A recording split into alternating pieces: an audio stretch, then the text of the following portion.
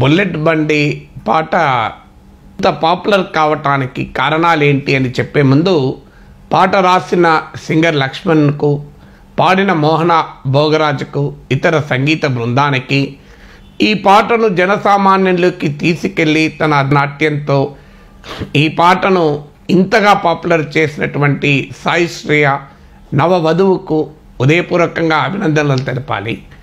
కానీ ఎందుకు ఇది పాపులర్ అయింది? దీనికి కారణం ఏంటి? What is the phenomenon behind?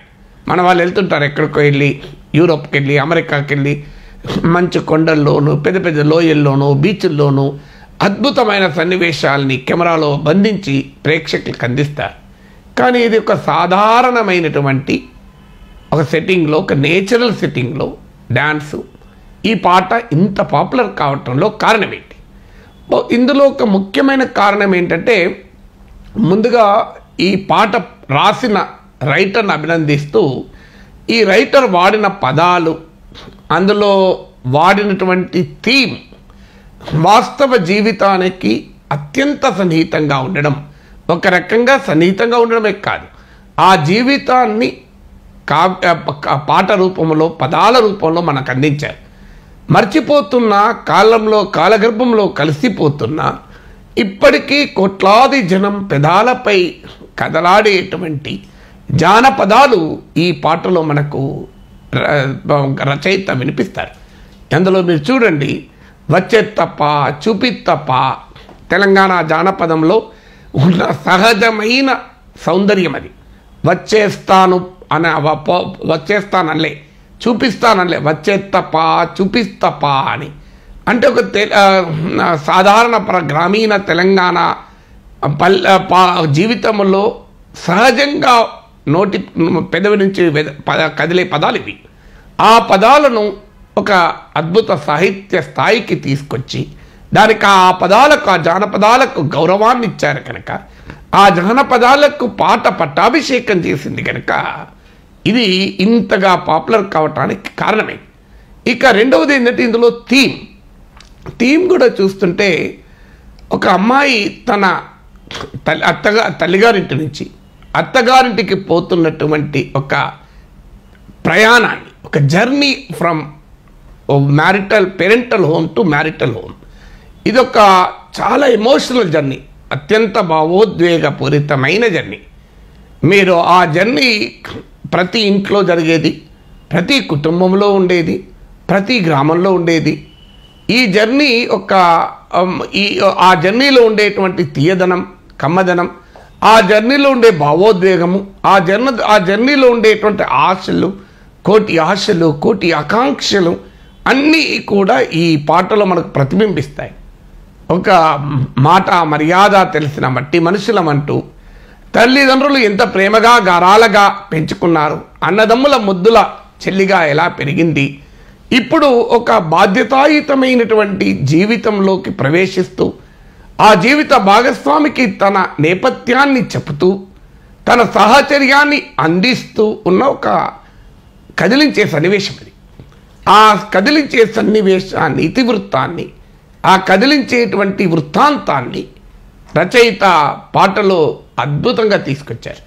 ఇది ప్రతి ఆడబిడ్డ, ప్రతి తమ్ముడు, ప్రతి అన్న, ప్రతి తల్లి, ప్రతి తండ్రి, నా జీవితంలో, మా కుటుంబంలో జరిగేటువంటిదే కదా, మేమందరము ఆలోచించేదే కదా అనేటువంటిది ఓన్ చేసుకోవటానికి కారణమై ఉంటుంది.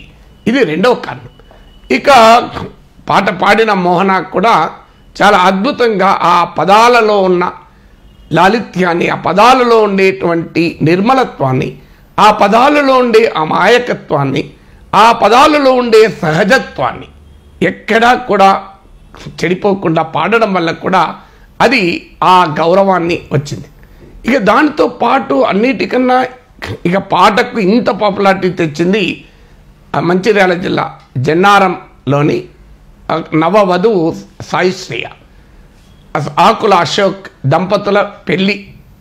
ఈ ప్రత్యేకత కూడా మనకు గమనిస్తే ఆమె నాట్యంలో ఉన్న అంటే ఒక రచయిత లక్ష్మణ్ కూడా ఒక ఇంటర్వ్యూలో చెప్పాడు, ఆ పాటలో ఉండేటువంటి భావాన్ని, అంటే రచయిత భావావేశం ఆమె నాట్యములో కనిపించింది అని చెప్పారు.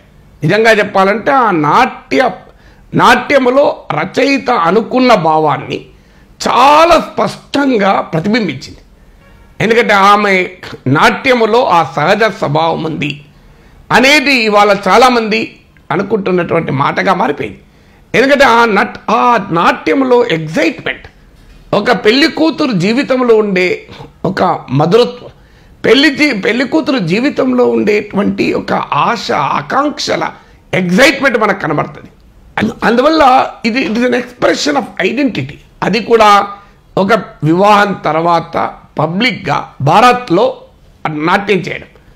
ఎందుకంటే ఇవాళ సాంప్రదాయాల సంఖ్యలను ఛేదించుకొని అనేక మంది అమ్మాయిలు ఒక స్వేచ్ఛాయుత ప్రపంచంలో వివరించాలని, బాధ్యతాయుతంగా వివరించాలని, ఆ స్వేచ్ఛ యొక్క మధురమైన భావనలను ఆస్వాదించాలని, స్వేచ్ఛ అనే గాలిలో ఉండేటువంటి ఆ ఆనందాన్ని స్వీకరించాలని ఆశపడుతున్న సమయం ఇది.